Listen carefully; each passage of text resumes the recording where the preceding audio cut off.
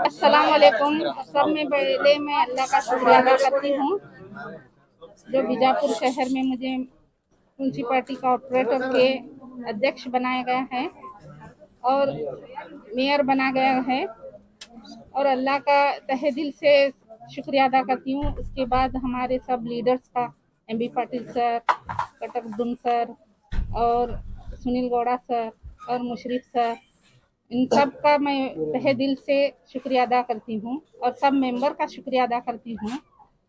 अब भी मैं कुर्सी पर बैठी हूँ, इसके बाद में जो भी काम है बीजापुर शहर में इंशाअल्लाह पूरा करने की कोशिश करूँगी। सब हमारे मेंबर सब मुझे सपोर्ट करना चाहिए, सबके साथ मिलकर मैं पूरे बीजापुर शहर का काम करूँगी। पहली प्राथमिकता किसे होगी मैडम? क्या काम है जो आपने महसूस किया, सोचा होगा, देखा होगा? पानी का और ड्रेनेज का, रोडों का, लाइटों का, जो भी काम है करूँगी इंशाअल्लाह।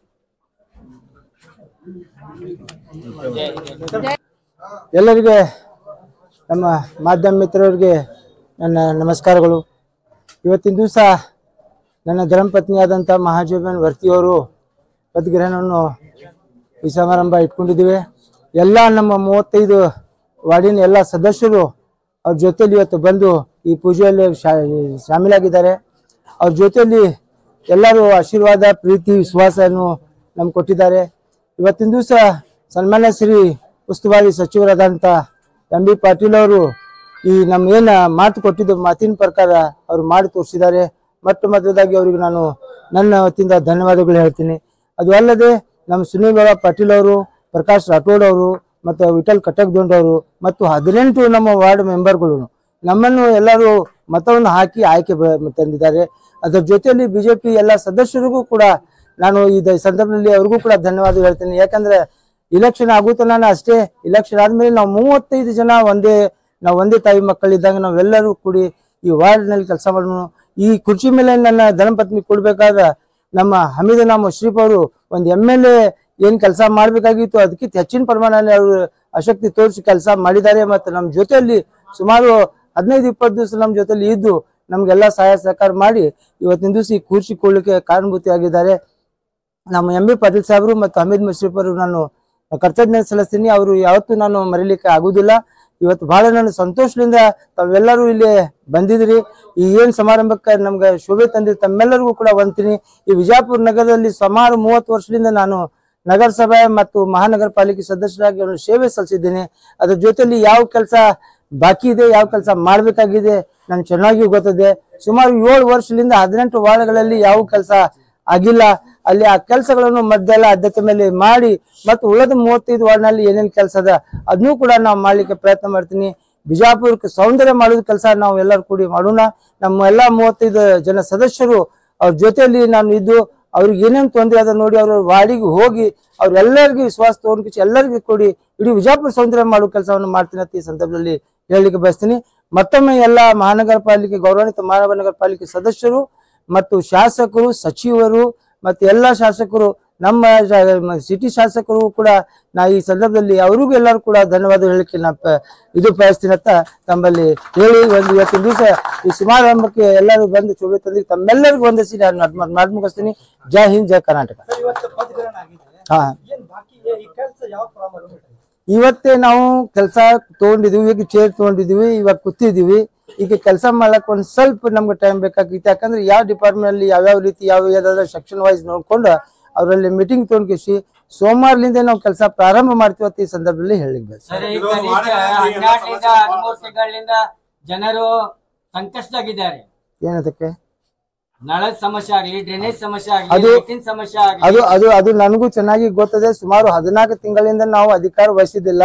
ಈಗ ನೀರಿನ ಸಮಸ್ಯೆ ಬಗ್ಗೆ ಸಾಕಷ್ಟು ನಾವು ಪ್ರಯತ್ನ ಮಾಡಿದೀವಿ. ಆದ್ರೆ ಅದರಲ್ಲಿ ಭ್ರಷ್ಟಾಚಾರ ಆಗಿದ್ದು ಈ ಮೊದಲೇ ನಿಮ್ಮ ಮಾಧ್ಯಮ ಮುಖಾಂತರ ನಾನು ನೋಡಿದ್ದೀನಿ.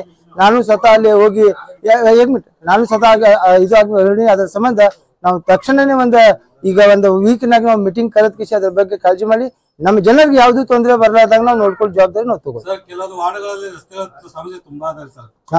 ಈಗ ಅಲ್ಲಿ ಸಮಸ್ಯೆ ಇದ್ದಿದ್ದು ನಾವು ಕಂಡು ಬಂದೆ. 7 ವರ್ಷದಿಂದ ನಾವು ಅದೇ ಇದು ತೋಲಾಗತ್ತು.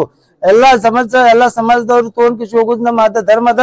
ನಾವು ಮೇಯರ್ ಬಿಜಾಪುರದದ್ವಿ, ಒಂದೇ ಕೋಮದವ್ರು ಮೇಯರ್ ಅಲ್ಲ, ಎಲ್ಲಾ ಬಿಜಾಪುರ ಸಮಸ್ತ ಜನತೆ ಮೇಯರ್ ಆಗಿದ್ವಿ. ನಾವೆಲ್ಲರೂ ಕೂಡಿ ಎಲ್ಲೆಲ್ಲಿ 18 ವಾರ್ಡ್ನಾಗ ಅದ ಆ ವಾರ್ಡ್ನಾಗ ನಾವು ಕೆಲಸ ಮಾಡ್ತೀವಿ. ಅವ್ರಿದ್ರೆ ಅವ್ರ ಜೊತೆಲಿ ತಗೊಂಡ್ ಕೆಲಸ ಮಾಡ್ತೀವಿ. ಅಪೋಸ್ ಮಾಡಿದ್ರು ನಾವು ಕೆಲಸ ಮಾಡಿ ತೋರಿಸ್ತೀವಿ. ಕೆಲಸ ಮಾಡ್ತೀವಿ, ನಮ್ಮ ಅಧಿಕಾರ ನಾವು ಚಲಾಯಿಸ್ತೀವಿ. ಅವ್ರ ಜೊತೆಲಿ ತಗೊಂಡ್ ಕೆಲಸ ಮಾಡ್ತೀವಿ, ಅದ್ರಲ್ಲೇ ಜೊತೆ ಮಾಡ್ತೀವಿ.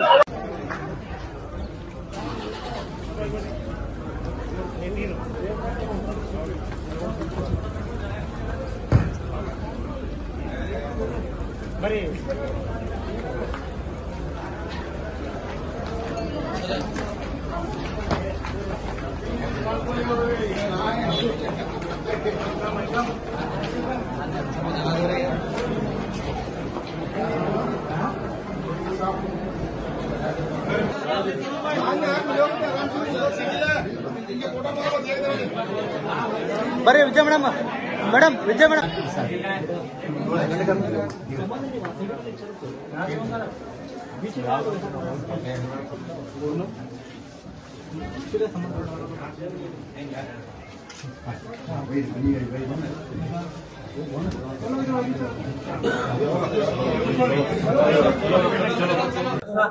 ಎಲ್ಲ ಮಾಧ್ಯಮದ ಮಿತ್ರರಿಗೆ ನನ್ನ ನಮಸ್ಕಾರ.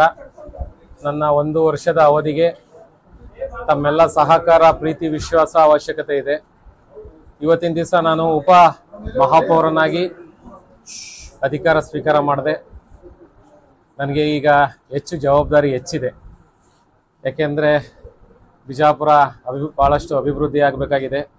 ನಿನ್ನೆ ನಾವು ಹೋಗಿ ನಮ್ಮ ಚುನಾವಣೆ ನಡೆದ ನಂತರ ಸನ್ಮಾನ್ಯ ಶ್ರೀ ಮುಖ್ಯಮಂತ್ರಿಗಳಾದ ಸಿದ್ದರಾಮಯ್ಯ ಸಾಹೇಬ್ರಿಗೂ ಹಾಗೂ ನಮ್ಮ ಎಂ ಬಿ ಪಾಟೀಲ್ ಸಾಹೇಬ್ರಿಗೂ ಹೋಗಿ ಬಿಜಾಪುರದಲ್ಲಿ ಏನೇನು ಸಮಸ್ಯೆ ಇದ್ದಾವೆ ಎಲ್ಲ ನಿನ್ನೆ ಹೋಗಿ ಮಾತಾಡಿದ್ವಿ.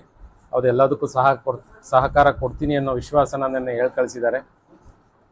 ಜವಾಬ್ದಾರಿ ಹೆಚ್ಚಿದೆ. ಯಾಕೆಂದರೆ ಅದರಲ್ಲೂ ನನಗಂತೂ ಭಾಳ ಹೆಚ್ಚು ಜವಾಬ್ದಾರಿ ಇದೆ.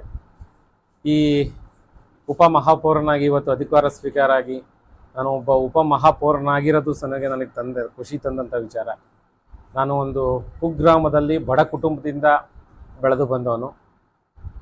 ನಾನು ಅದರಂತೆ ಇನ್ನೊಂದು ವಿಚಾರ ನಾನು ಹೆಮ್ಮೆಗೆ ಹೇಳಲೇಬೇಕಾಗ್ತದೆ. ಎಲ್ಲ ನನ್ನ ಮಹಾನಗರ ಪಾಲಿಕೆಯ ಸದಸ್ಯರ ಸಹಕಾರ, ಆಶೀರ್ವಾದದಿಂದ ಇವತ್ತು ನಾನು ಒಬ್ಬ ಉಪ ಮಹಾಪೌರನಾಗಿ ಆಗಿದ್ದೀನಿ ಅನ್ನೋ ಮಾತನ್ನ ನಿಮ್ಮ ಮುಖಾಂತರ ಈ ಸಂದರ್ಭದಲ್ಲಿ ಹೇಳ್ತೀನಿ. ಹಾಗೂ ನಮ್ಮ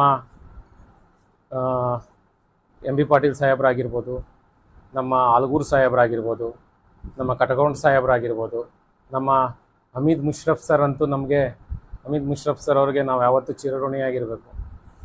ಈ ಒಂದು ಚುನಾವಣೆಯ ಮೊದಲು ಆಗಿರ್ಬೋದು ನಮಗೆ ಬೆನ್ನೆಲುಬಾಗಿ ನಿಂತು ನಮ್ಮ ಈ ಚುನಾವಣೆನ ಅವರು ನಡೆಸ್ಕೊಟ್ಟಿದ್ದಾರೆ. ಅವ್ರಿಗೆ ನಾವು ಚಿರಋಣಿಯಾಗಿರ್ತೇವೆ. ಆಮೇಲೆ ನಮಗೆ 8 ದಿವಸ ನಮಗೆ ಒಳ್ಳೆ ಬೆನ್ನೆಲುಬಾಗಿ ನಿಂತು ಒಳ್ಳೆ ಕಾರ್ಯತಂತ್ರಗಳನ್ನ ಮಾಡಿ ಇಲ್ಲಿ ಆ ವಿಚಾರ ಹೇಳೋದಕ್ಕೆ ಇಷ್ಟ ಅನ್ನೋ ಮಾತನ್ನ ಹೇಳ್ತೀನಿ. ಖುಷಿ ತಂದಿದೆ, ನನಗೊಂದು ಖುಷಿ ತಂದಿದೆ. ಯಾಕಪ್ಪ ಅಂತ ಅಂದರೆ ನಾನೊಬ್ಬ ಭಾಳ ಕಡು ಬಡ ಕುಟುಂಬದಿಂದ ಬಂದವನು, ಒಂದು ಕುಗ್ರಾಮದಿಂದ ಬಂದವನು. ನಮ್ಮ ಅಂಬೇಡ್ಕರ್ ಅವರ ಆಶೀರ್ವಾದದಿಂದ ಇವತ್ತು ನಾನು ಉಪ ಮಹಾಪೌರನಾಗಿದ್ದೀನಿ ಅನ್ನೋಕ್ಕೆ ನನಗೆ ಖುಷಿ ತಂದಂಥ ವಿಷಯ. ಹಿಂದೆ ನನಗೆ ಪ್ರಪ್ರಥಮವಾಗಿ ಈ ವಿಚಾರದಲ್ಲಿ ನಾನು ನಮ್ಮ ಬಾಬಾ ಸಾಹೇಬ್ ಅಂಬೇಡ್ಕರ್ ಅವ್ರನ್ನ ನೆನೆಸ್ಕೊಳಕ್ಕೆ ಇಷ್ಟಪಡ್ತೀನಿ. ನಮ್ಮ ಎಂ ಬಿ ಪಾಟೀಲ್ ಸಾಹೇಬ್ರ ಅನ್ನಕ್ಕೆ ಅವ್ರ ಹೆಸರು ಹೇಳೋಕ್ಕೆ ಇಷ್ಟಪಡ್ತೀನಿ. ನಂತರ ನನ್ನ ಸ್ನೇಹಿತರ ಬಳಗ, ಆಮೇಲೆ ನನ್ನ ವಾರ್ಡ್ನ ಮತಬಾಂಧವರಿಗೆ ನಾನು ನೆನೆಸ್ಕೊಳ್ಳಕ್ಕೆ ಇಷ್ಟಪಡ್ತೀನಿ. ಅಭಿವೃದ್ಧಿ ಸಾಕಷ್ಟಿದೆ, ಮಾಡಬೇಕಾಗಿದೆ, ಜವಾಬ್ದಾರಿ ಹೆಚ್ಚಿದೆ. ನನ್ನ 1 ವರ್ಷದ ಅವಧಿನ ನನ್ನ ವೈಯಕ್ತಿಕ ಕೆಲಸಗಳನ್ನು ಬದಿಗೊಟ್ಟು ಅಗದಿ ಯಶಸ್ಸಿನಿಂದ ನಿರ್ವಹಿಸ್ತೀನಿ ಅನ್ನೋ ಮಾತನ್ನ ನಿಮ್ಮ ಮುಖಾಂತರ ಈ ಸಂದರ್ಭದಲ್ಲಿ ಹೇಳ್ತಾ ಇದ್ದೀನಿ.